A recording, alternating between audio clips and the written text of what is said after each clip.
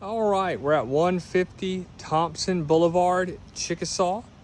Take a look at this 2-bedroom, 1-bath. Now this could be turned into a 3-bedroom. You'd have to add a wall to do that. But let's go take a look inside and see what everyone thinks. We do have a covered front porch. This property is a double lot. So you have the lot the house sits on and the extra lot next to it.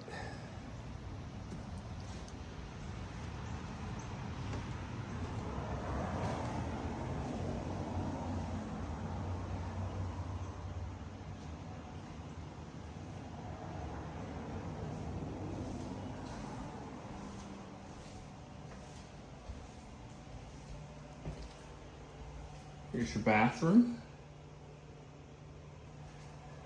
Laundry is inside in this unit. Sits in the hallway.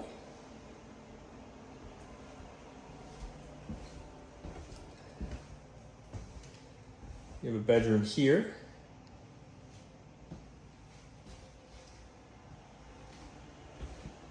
In the kitchen area, butcher block countertop.